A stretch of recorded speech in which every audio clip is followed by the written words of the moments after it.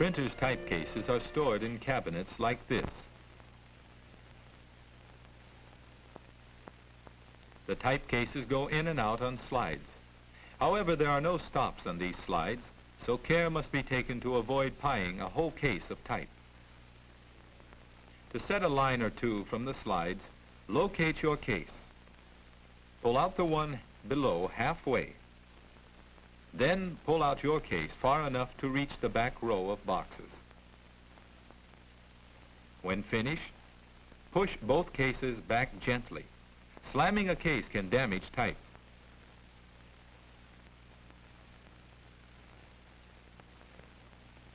This is the proper way to take a case out of the cabinet. Even a heavy case can be balanced and controlled. Lift the case well up onto the bank, then down firmly against the toe board. Your instructor has shown you how to set your composing stick and how to put in a slug. The left thumb goes inside the stick, where it travels along to support the type.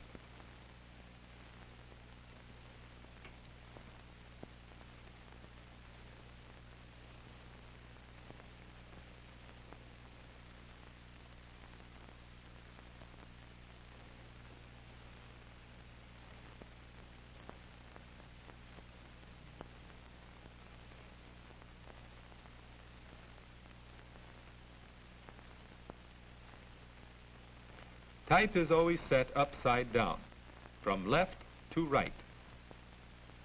Upside down means the tops of the letters are toward you in the stick.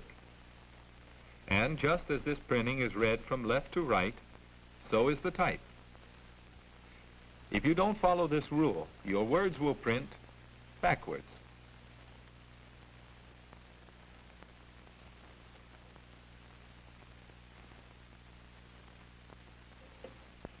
To make it easier for the camera to follow, this student will set a line of lowercase e's. The secret is to spot the nick and face of each type before picking it up. As you feed the type to the left thumb, you should be spotting the nick and face of the next piece of type.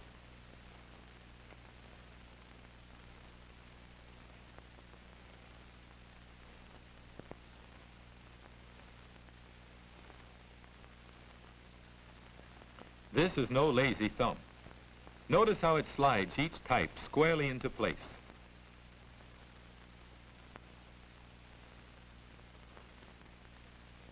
Concentrate on looking for the face and the nick as the type lies in the case. As soon as your fingers reach the type, spot the next letter. As the type is carried to the stick, turn the nick away and the face up. If you fail to spot the type correctly, you will have to look to turn it properly. Then it will take extra time to look for the next piece of type.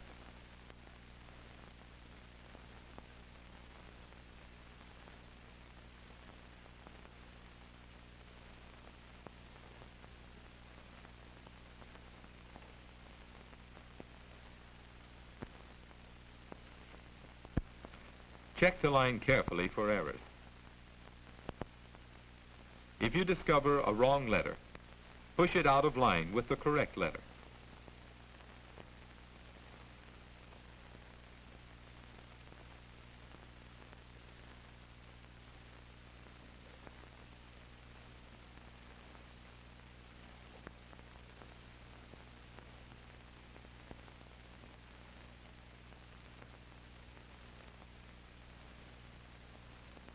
This demonstration line will not be printed, so it will be distributed from the stick.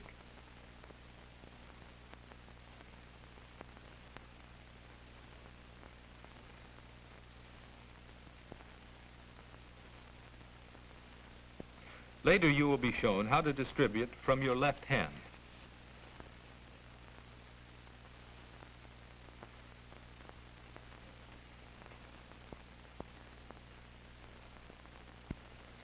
From the right end of the line, take a few pieces between the thumb and first finger. Then change to the thumb and middle finger, sliding the thumb down. Roll the thumb to separate the letters. Watch how the first finger moves back to release one letter at a time. Tip your wrist to let the type trip gently over the middle finger.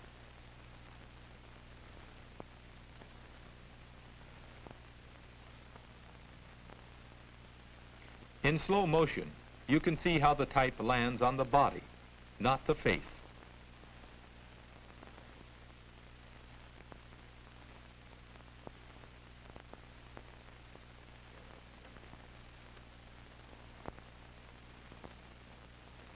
Your instructor may have you push the type sidewards instead of over the middle finger, but the idea is the same.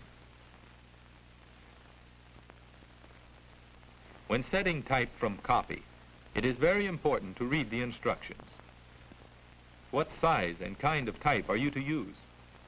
Is there an indentation? Where are capital letters required? For what measure will you set your stick?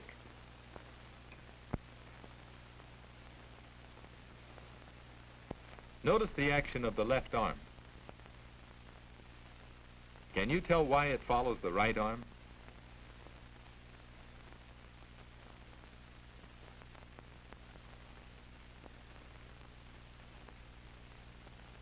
In order for both arms to do their job, you should be standing straight with feet slightly apart.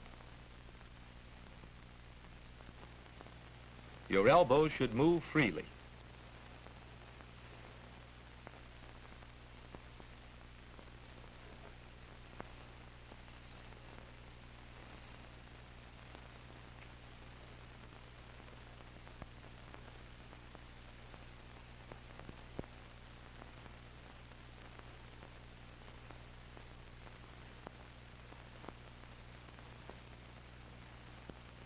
After you have checked carefully for errors by comparing with your copy, make the line snug in the stick as your instructor has shown. He will okay the first few lines you set.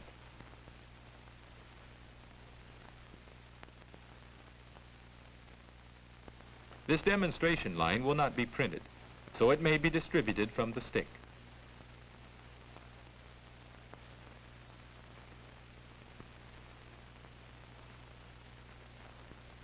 Lift out a word or two. Glance at the letters. Then spell the words back into the case. Can you tell why it is not necessary to look at each letter as it is distributed? On long words, you will find it easier to pick up only a syllable or two.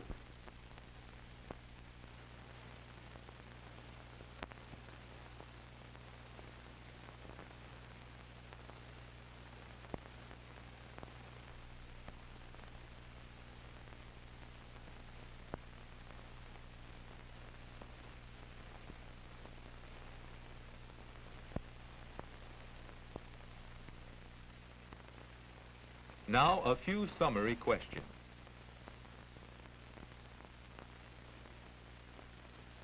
What are the two important jobs of the left thumb?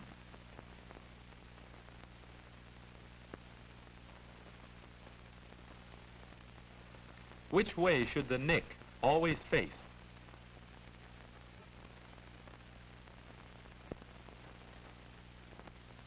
In which direction is type always set?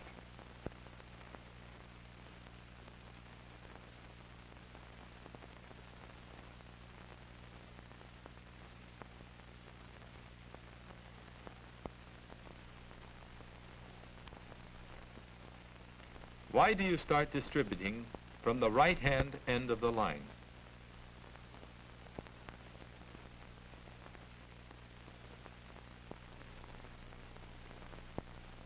Working with type will feel awkward at first, but with good work habits and a little practice, you will soon be setting and distributing with accuracy and speed.